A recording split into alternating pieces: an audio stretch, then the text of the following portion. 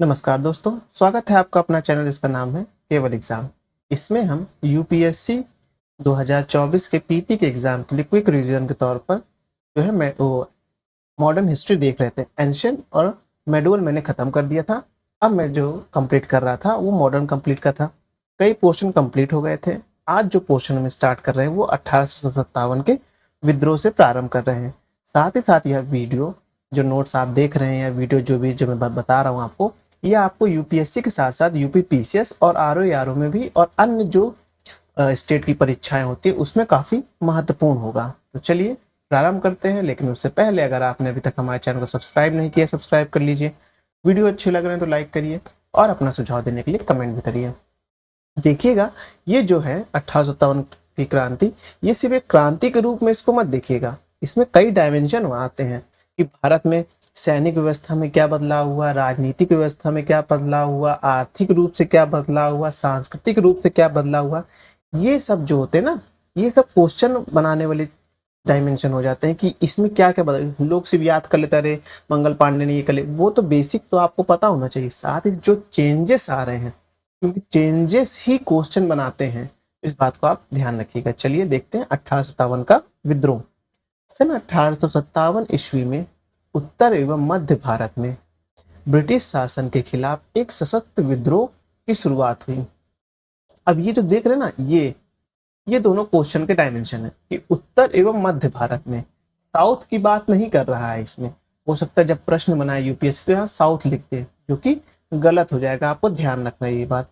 उसके बाद हालांकि इस विद्रोह की शुरुआत ब्रिटिश सेना में कार्य कर रहे भारतीय सिपाहियों द्वारा हुई, लेकिन शीघ्र ही इसे देश के किसान, दस्तकार आदि भी जुड़ गए। अब देखिए, जो ये लिखा है ना कि ब्रिटिश सेना में कार्य कर रहे भारतीय सिपाहियों द्वारा हुई, एक बार यूपीएससी में प्रश्न बनाया था, ये भारतीय सिपाही के द्वारा बोल दिया था कि समस्त सिपाहियों द्वारा विद्रोह किया गया, जो कि गलत है।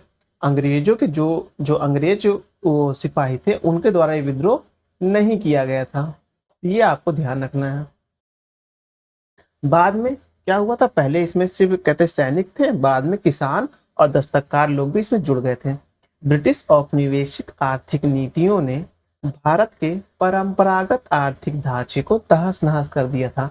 जो ब्रिटेन ने 1757 के बाद से जो उसको राजस्व वसूलने की और जो अपने भू क्षेत्र को बढ़ाने की शक्ति प्राप्त हुई थी, उससे क्या हुआ था, उससे भारत का जो परंपरागत आर्थिक ढांचा था, जैसे कि किसानी, फिर छोटे छोटे लघु व्यापार, ये सब क्या हो गए थे, उसकी वजह से जो नीतियां बनाई गई थी उसके ब्रिटिश औपनिवेशिक नीतियों के कारण ये आर्थिक ढांचा भारत का खराब हो गया था।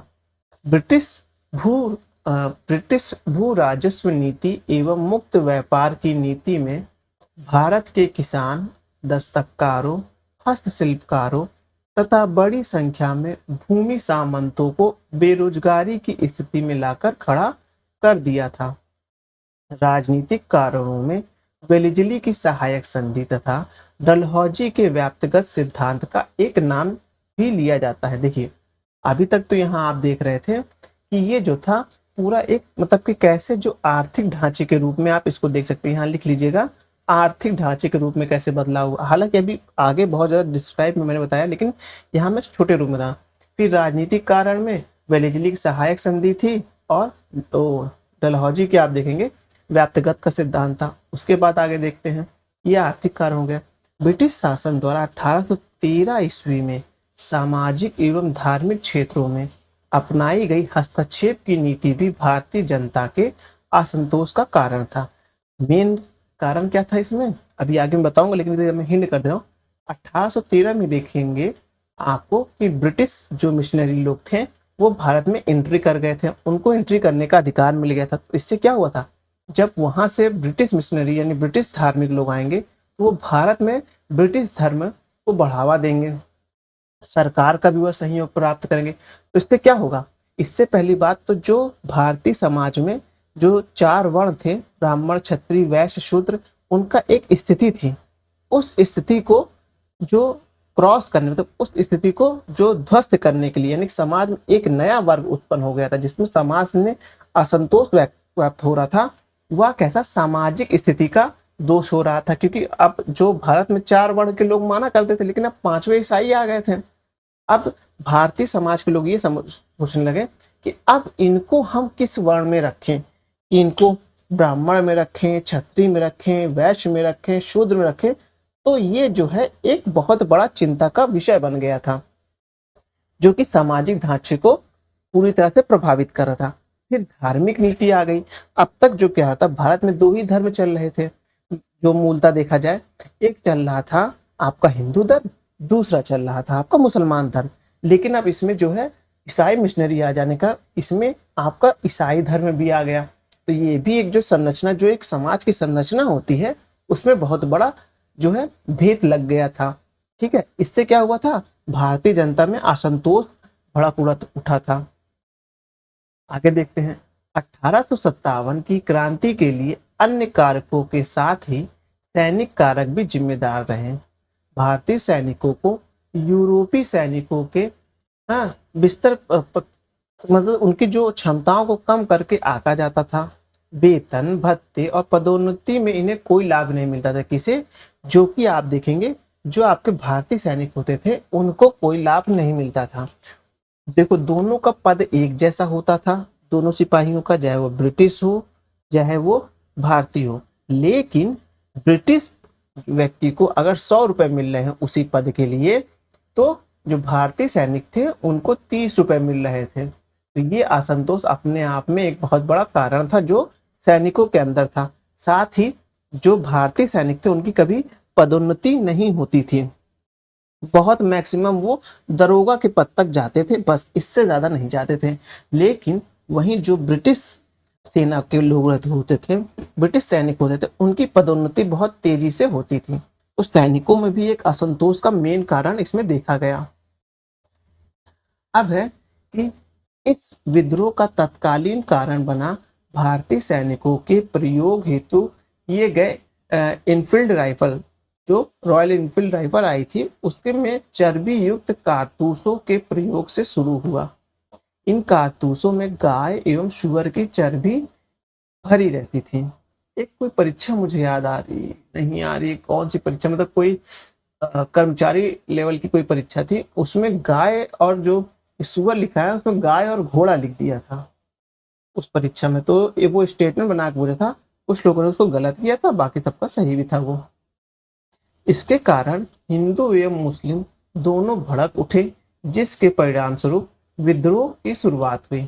हालांकि 10 मई 1857 ईस्वी को मेरठ में इस विद्रोह की औपचारिक शुरुआत हुई, किंतु इससे पूर्व 29 मार्च 1857 ईस्वी में बैरकपुर छावनी के सिपाही मंगल पांडे ने चर्बी युक्त कारतूसों के प्रयोग के विरोध में अपने अधिकारी लेफ्टिनेंट बाग तथा ह्यूनस की हत्या कर विद्रोह का शंखदान कर दिया।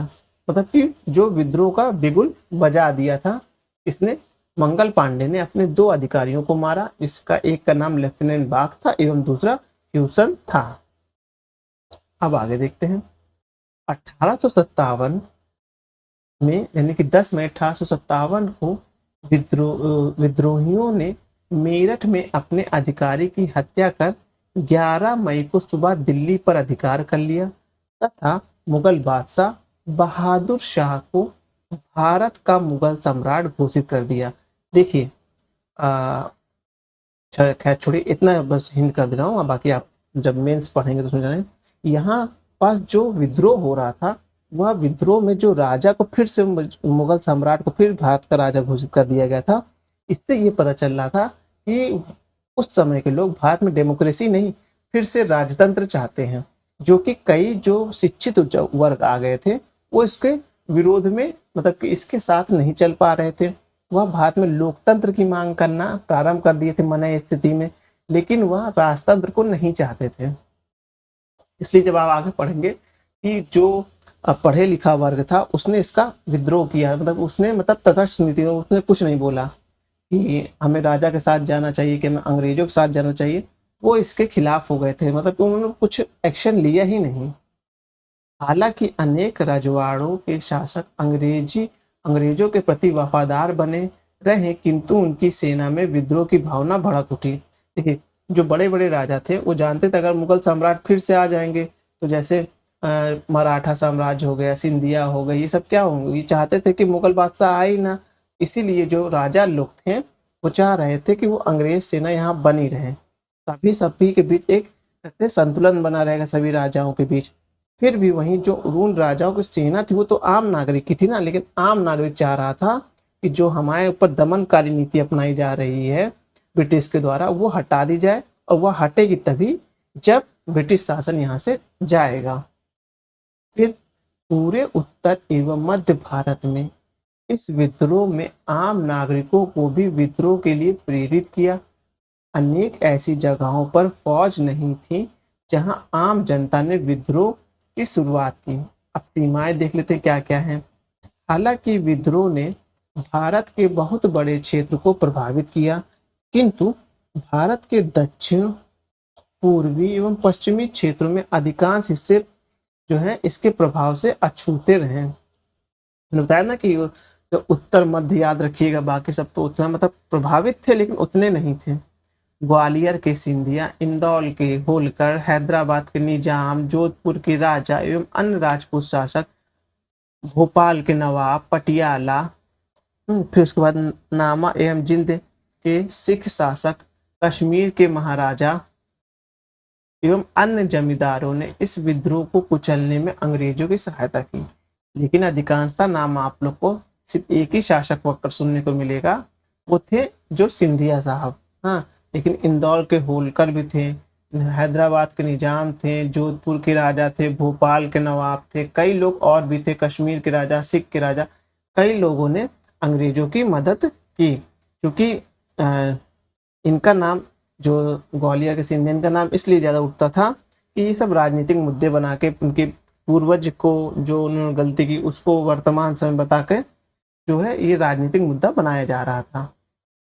अब है आधुनिक शिक्षा प्राप्त भारतीय बुद्धिजीवी वर्ग भी इस आंदोलन से अलग रहा। जैसे मैं बताया ना, आधुनिक शिक्षा प्राप्त होने के बाद क्या हुआ, जो बुद्धिजीवी वर्ग था, जो लोकतंत्र की मांग, समानता की मांग, न्याय की मांग से परिचित होने लगे थे, वह इस आंदोलन से स्वयं को दूरी बना लिए थे। साथ ही विद्रोहियों के पास एकता, संगठन एवं आधुनिक अस्त्र शस्त्र का भी अभाव था, जिसका कारण था अंग्रेजों के सामने नहीं टिक पाना। देखिए, अंग्रेजों तो क्या होता था, अंग्रेज तो पहले से ही लड़ाई के मूड में थे, वो हमेशा लड़ाई के मूड में रहते थे किसी न किसी राज्य से। तो उनके पास, सेना के पास क्या होता था, अच्छे हथियार हुआ करते थे। हाँ, तो जो और फिर उसके बाद जो विद्रोही वर्ग था, जो कि 1857 क्रांति में भाग ले रहा था, उसके पास ऐसा कोई मैकेनिज्म था नहीं। इसी के कारणवश जो यही हुआ कि इनका जो सीमाएं आ गई कि जो जिस कारण से वह जो भारतीय जनमानस था और जो सिपाही थे वो इस क्रांति में विजय नहीं हो पाए। अब परिणाम देखते हैं, क्या परिणाम आया इसका, इस विद्रोह का। इस विद्रोह के पश्चात भारत में ब्रिटिश सरकार के ढांचे एवं नीतियों में महत्वपूर्ण परिवर्तन देखा गया।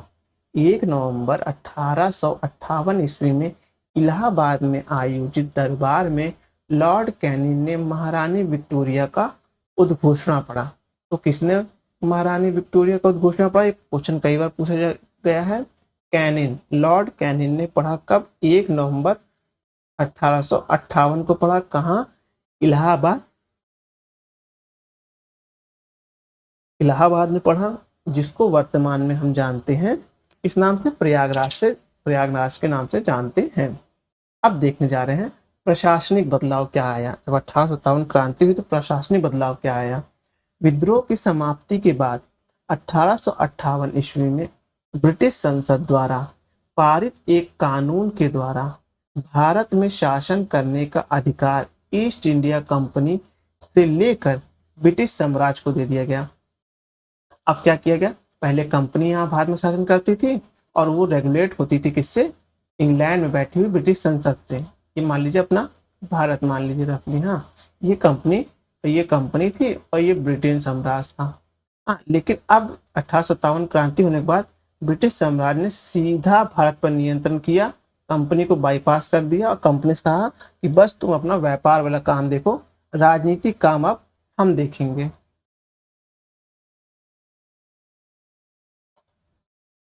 अब देखते हैं इस तरह अब भारत का प्रशासन का भार ब्रिटिश संसद से के मंत्री, जिसे सेक्रेटरी ऑफ स्टेट यानी भारत मंत्री कहा जाता था, के हाथों में दे दिया गया। इसकी सहायता के लिए 15 सदस्य काउंसिल नियुक्त कर दी गई। 1858 ईस्वी में इस अधिनियम द्वारा भारत के गवर्नर जनरल को अब वायसरॉय कहा जाने लगा तथा ब्रिटिश राज्य सरकार के अधीन हो गया। अब एक मिनट रुकिएगा, उसके आगे देखते हैं सैन्य व्यवस्था में क्या क्या परिवर्तन आए, वो हम देखने जा रहे हैं। 1857 ईस्वी में विद्रोह के पश्चात सैन्य व्यवस्था में पुनर्गठन के लिए अपीली कमीशन गठित किया गया। जो अपीली लिखे हैं यहाँ पील कमीशन होना चाहिए, ये गलत यहाँ टाइप हो गया, पील कमीशन होता है जिसका गठन किया गया, क्योंकि ये बहुत ही इंपॉर्टेंट कमीशन है। इसको तो हम हटा ही देते हैं, कैसे यहाँ आ गया। पील कमीशन का गठन किया गया क्योंकि कई बार प्रश्न में पूछा गया है पील कमीशन का आयोग का गठन किस लिए किया गया था। इसलिए किया गया था कि 1857 के विद्रोह के बाद जो सैनिकों में जो सेना में परिवर्तन लाने के लिए पील कमीशन का गठन किया गया। इसकी सिफारिश को ध्यान में रखते हुए सेवा में भारतीय सैनिकों की तुलना में यूरोपीय सैनिकों का अनुपात बढ़ाया गया। अब सेवा की भर्ती में जाति, क्षेत्र तथा धर्म के आधार पर भेदभाव किया जाने लगा। 1857 से पहले क्या होता था, जब भी सैनिकों की भर्ती होती थी तो ब्रिटिश शासन उसमें किसी भी प्रकार का भेदभाव लोगों में नहीं करती थी। धर्म या जाति के आधार पर जो कुशल होता था उसके सेना में भर्ती कर लेते थे। लेकिन 1857 के विद्रोह के बाद एक रचनात्मक परिवर्तन ये देखा गया कि अब ब्रिटिश शासन जो था वह सेना में धर्म, जाति, लिंग इस सब के आधार पर भेदभाव करने लगा था। अवध, बिहार तथा मध्य भारत के सैनिकों के 1857 के विद्रोह में भाग लेने के कारण इन्हें कम संख्या में सेवा में भर्ती किया जाने लगा। वहीं दूसरी ओर पंजाबी, गोरखा एवं पठानों को सरकार समर्थन मानकर बड़ी संख्या में भर्ती किया गया। देखिए, जो उत्तर भारत और मध्य भारत के सैनिक थे उनकी भर्ती को कमी की गई, साथ ही साथ गोरखा, पंजाबी और पठानों की भर्ती में बढ़ावा दिया गया। भारतीय सैनिकों के बीच सांप्रदायिक, जातिगत, कबीलाई एवं क्षेत्रीय निष्ठा को प्रोत्साहित कर राष्ट्रवादी भावनाओं को पनपने से रोकने लगे। अब क्या होने लगा भारत में कि अब जो है सांप्रदायिक जातिवाद को बढ़ावा देने लगा, क्षेत्रवाद को बढ़ावा देने लगा कि आप इस स्थान के हैं, आप इस स्थान के हैं। इस तरह से जब ब्रिटिश सरकार ने करने लगा तो इसके फायदा क्या हुआ कि भारत में जो हुआ राष्ट्रवाद की भावना पनप रही थी वह कमजोर पड़ गई। अब देख लेते हैं 1857 के विद्रोह का केंद्र, भारतीय नेतृत्वकर्ता, सेना, आंदोलन की शुरुआत, विद्रोह को कुचलने वाले ब्रिटिश अधिकारी और समर्पण या मृत्यु का समय जो है वो देख लेते हैं। बस ये लास्ट स्लाइड है। इसके बाद हम जो है देखने जाएंगे वह देखेंगे जो रजवाड़ों का संबंध था उनके बारे में देखेंगे, जो कि हम नेक्स्ट वीडियो में देखेंगे। इसलिए छोटा सा किया, एक छोटा बदलाव का काल था। ये थोड़ा इंपॉर्टेंट क्वेश्चन यहाँ से हमेशा बनते हैं, तो इसलिए मैं चाहता हूँ इसको सिर्फ एक वीडियो में, शॉर्ट वीडियो में हम इसको समझ लें मुश्किल से 15 से 20 मिनट में। चलिए, विद्रोह का केंद्र क्या था, दिल्ली। नेतृत्वकर्ता कौन थे, बहादुर शाह जफर एवं बख्त खां थे। शुरुआत कब हुई, 11 मई 1857 से। किसने इसको रोका था, निकलसन एवं हटसन ने इसको रोका था। कब रोका था, 20 सितंबर 1857 को। लखनऊ में बेगम हजरत थी। 4 जून 1857 से। कैंपबेल जो था वह अधिकारी था जिसने यहाँ पर लखनऊ के में हो रहे विद्रोह को रोका था। कब रोका था, मार्च 1858 में। कानपुर में कौन था, नाना साहब एवं ताटे टोपे। इसने कब कैंपबेल ने ही रोका था क्योंकि लखनऊ और कानपुर पास पास ही पड़ता है। झांसी में रानी लक्ष्मीबाई ने नेतृत्व किया था। और ह्यूजरो ने कहते हैं वो वहां का विद्रोह रोका था। ह्यूरो ने ही लिखा था कि समस्त सेना में कोई एक, इस तरह का वाक्य लिखा था, कोई एक मर्द है, हाँ, तो वह एक झांसी की रानी हुई है, इस तरह का कुछ उसने वाक्य दिया था। इलाहाबाद में लियाकत अली थे जो नेतृत्व कर रहे थे। किसने रोका था? कर्नल नील ने रोका था। जगदीशपुर में वीर कुंवर सिंह एवं अमर सिंह थे। वीर कुंवर सिंह का नाम आप जब बिहार का पेपर देंगे तो वहाँ आपको अत्यधिक देखने को मिल जाएगा। क्वेश्चन हर बार आता है कि बिहार में 1857 की क्रांति का नेतृत्व किसने किया था, तो वो किया था, आप देखेंगे कुंवर सिंह ने किया था। किसने इनको रोका था? विलियम टेलर ने रोका था। फैजाबाद में मौलवी अहमदुल्ला थे, हाँ, और किसने इनको रोका था? जनरल रेनार्ड ने। बरेली में खान बहादुर खान थे, रोका इसे किसने था? विंसेंट आयर ने इन्हें रोका था।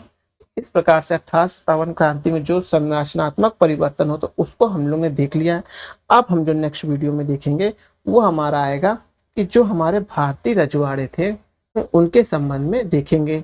ठीक है, चलिए वीडियो में समाप्त करते हैं। धन्यवाद।